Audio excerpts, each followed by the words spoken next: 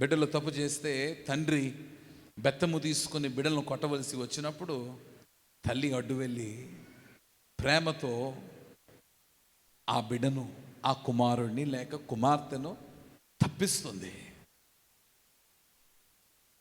ఆ బిడ్డను క్రమపరిచే బాధ్యతను తీసుకుని ఒక మాటని ఇచ్చి ఆ శిక్ష నుండి ఆ బిడ్డను తప్పిస్తుంది.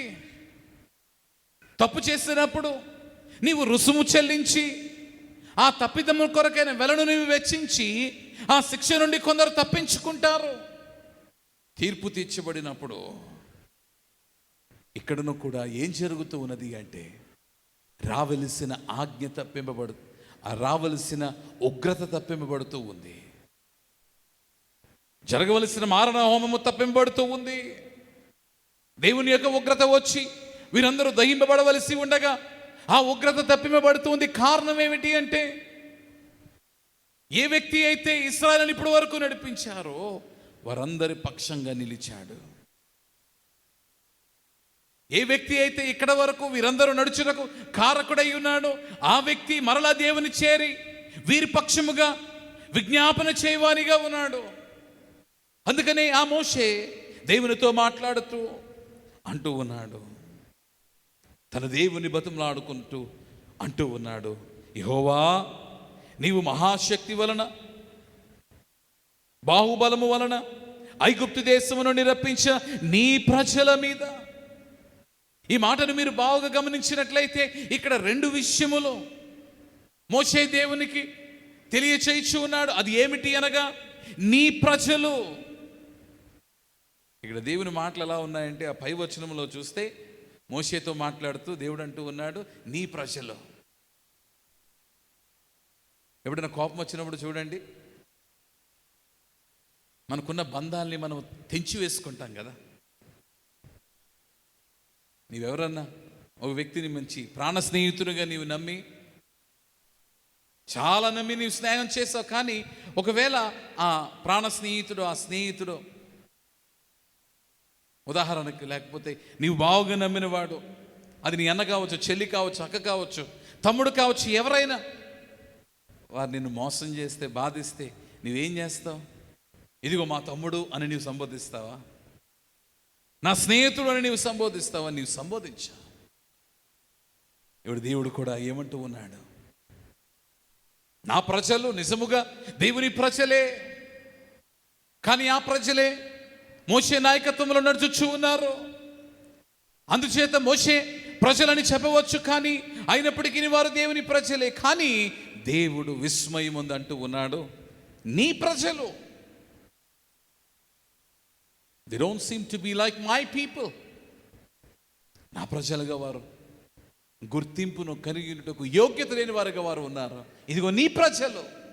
కానీ మోషే అంటున్నాడు, దేవుని బతిమలాడుకుంటూ దేవుణ్ణి వేడుకుంటూ అంటూ ఉన్నాడు, లేదు లేదు, ఇదిగో నీవు మహాశక్తి వలన బాహుబలము వలన ఐగుప్తు దేశము నుండి రప్పించిన నీ ప్రజలు.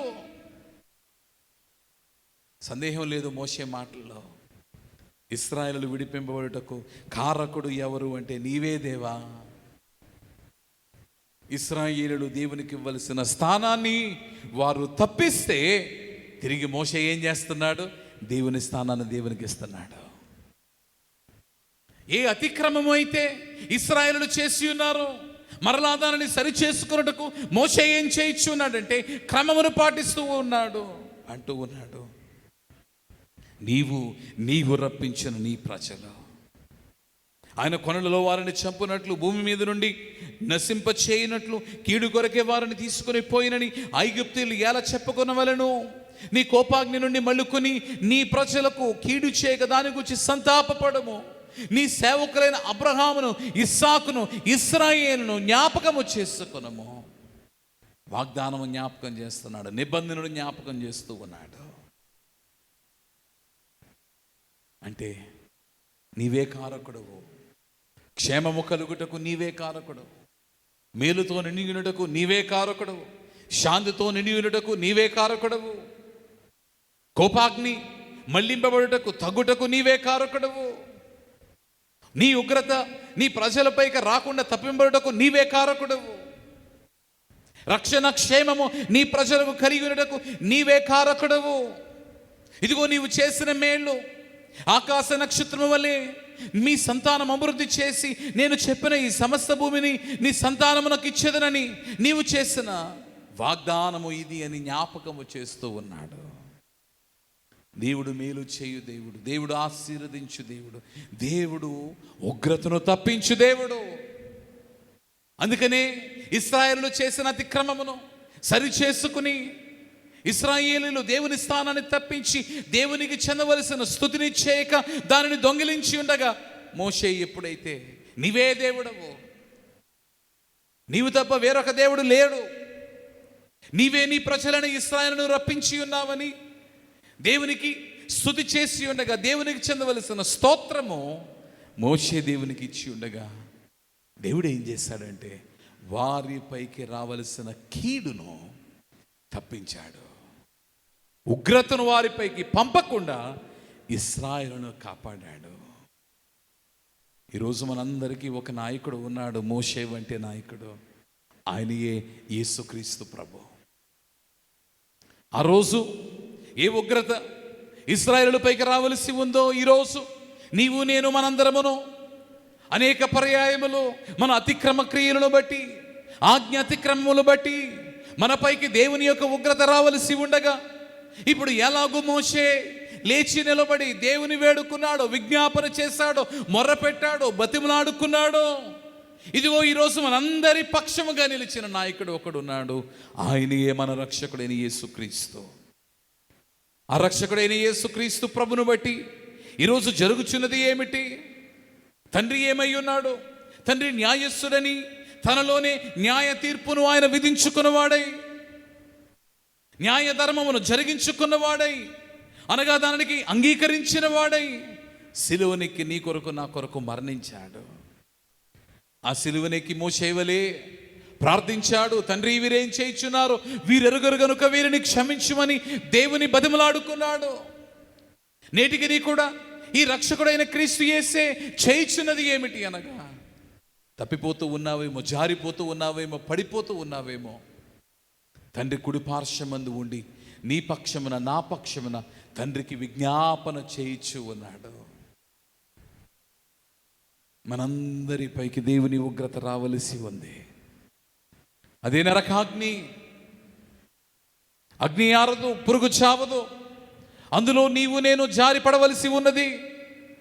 దేవుని యొక్క కోపాగ్ని ఎలాగో ఇశ్రాయేలుపైకి రావలసి ఉందో ఈరోజు మనందరిపైకి ఇటు కోపాగ్ని రావలసి ఉండగా ఆ దేవుని ఉగ్రతను తానే సిలువనెక్కి నీ నిమిత్తమై నా నిమిత్తమై భరించి ఆ ఉగ్రత నుండి తప్పించాడు. దేవుని బిడ్డలారా, దేవుని స్థానాన్ని గుర్తిస్తున్నావా? దైవాజ్ఞలను విస్మరిస్తూ ఉన్నావా? దేవునికి చెందవలసిన స్తుతి స్తోత్రమును దేవునికి ఇచ్చుచున్నావా? ఇదిగో మీలో అనేకులు అనేక ప్రతిమలను రూపములను కలుగ చేసుకున్న వారుగా ఉన్నారు. కొందరు మీ కుటుంబమే మీ దేవుడైపోయారు, కొందరికి మీ వ్యాపారములే మీ దేవుడైపోయారు, కొందరు మీ ధనధాన్యములే అయ్యో దేవుడైపోయారు. దేవుని స్థానాన్ని తప్పించకండి. దేవునికి చెందవలసింది దేవునికి ఇవ్వండి. దేవునికి చెందవలసినది స్తుతి, దేవునికి చెందవలసింది స్తోత్రం, అది దేవునికే ఇవ్వండి. దేవుడు చేసిన కార్యములను, నీ పక్షముగా దేవుడు జరిగించిన కార్యములను మరొక నిత్యము జ్ఞాపకము చేసుకుని దేవుని నిత్యము స్తుతించండి. ఈరోజు యేసుక్రీస్తు ప్రభును బట్టి మనము కూడా దేవుని కోపాగ్ని నుండి తప్పింపబడుతూ ఉన్నాము. పాప జీవితమును కాక పరిశుద్ధ జీవితమును కలిగి ఉండండి. పాప విషయమై చింతించి పశ్చాత్తాపముతో ప్రభు వైపు తిరిగి పాప క్షమాపణ పొందండి. క్రీస్తు యేసు వలన రక్షణతో దేవుని ఉగ్రత నుండి తప్పింపబడండి.